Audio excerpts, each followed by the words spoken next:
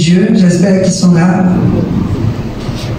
Mesdames et messieurs des partis politiques, en vos rangs, titres, grades et qualités et tout protocole respecté, chers confrères et consoeurs de la société civile, chers invités, je salue particulièrement mon grand frère, M. Mouloukou Traoré, venu des États-Unis, président de l'ONG ADI, qui intervient dans le domaine de l'éducation, M. Edouard Niabré, conseiller du maire de Lakota, Prince Arthur Dali, et tous ceux qui sont venus nous soutenir volontairement.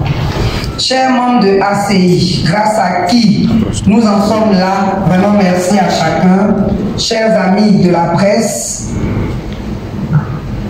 ACI répond ce jour du 22 juin 2024 à l'appel de la Côte d'Ivoire. La journée de consultation populaire qui nous rassemble, Ivoiriens et Ivoiriennes, en ce lieu, est organisée en vue d'échanges, de partage et de décisions communes en faveur de la paix en 2025.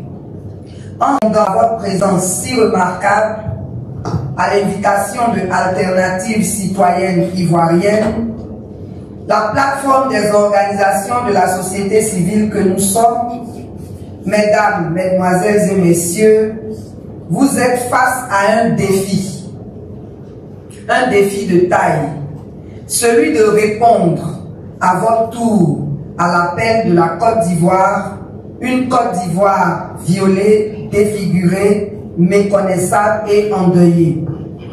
2010, 3000 morts. 2018, 5 morts. 2020, 85 morts. Et comble de la cruauté humaine, le cas du jeune Kofi Toussaint à Daoukro. Pourquoi tant de haine et d'intolérance? C'est pas la Côte d'Ivoire que nous connaissons.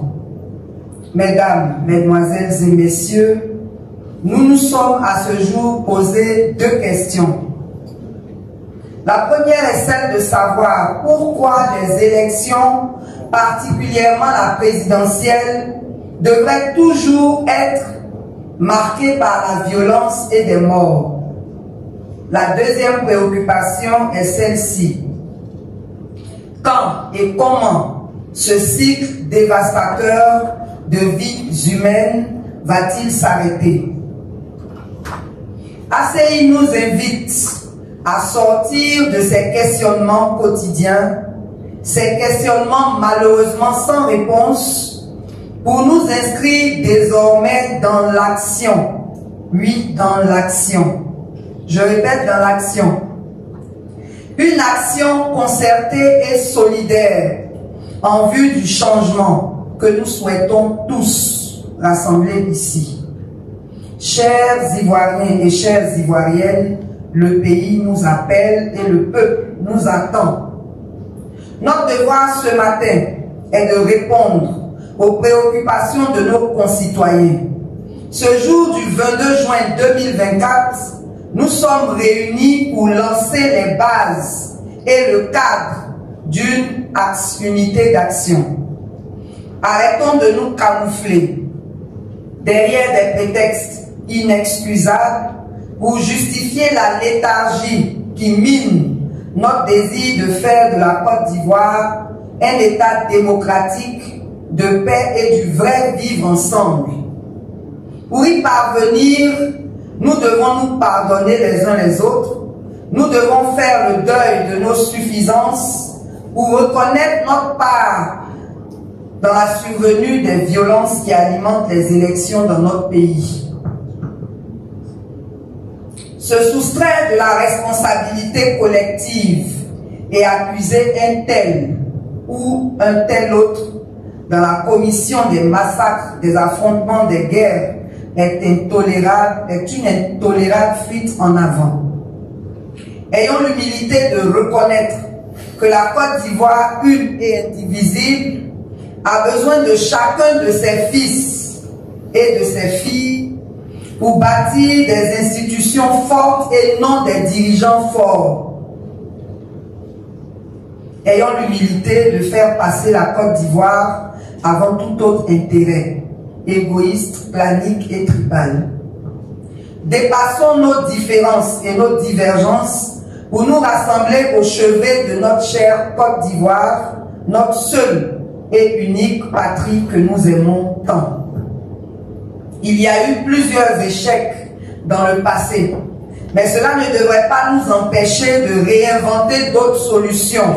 S'il est vrai que découragement n'est pas ivoirien, armons-nous de courage pour avancer malgré les erreurs du passé et faire renaître notre pays de ses cendres. ACI fait sa part à travers cette rencontre et chacun de vous fait sa part en étant présent. Au nom de la Côte d'Ivoire, que Dieu bénisse tous les leaders de chaque organisation ici présente pour avoir accepté que vous soyez là. Que Dieu bénisse chacun et chacune ici présent pour avoir disposé de votre temps pour cette convocation citoyenne. Que Dieu bénisse notre pays qui a besoin de toute notre affection, mais surtout de notre engagement. Nous sommes venus vous consulter sur des solutions pour des élections transparentes et apaisées, mais surtout vous inviter à un peu plus d'engagement. Sentez-vous donc libre de tout dire et que l'intérêt supérieur de notre pays prime dans les échanges de ce jour.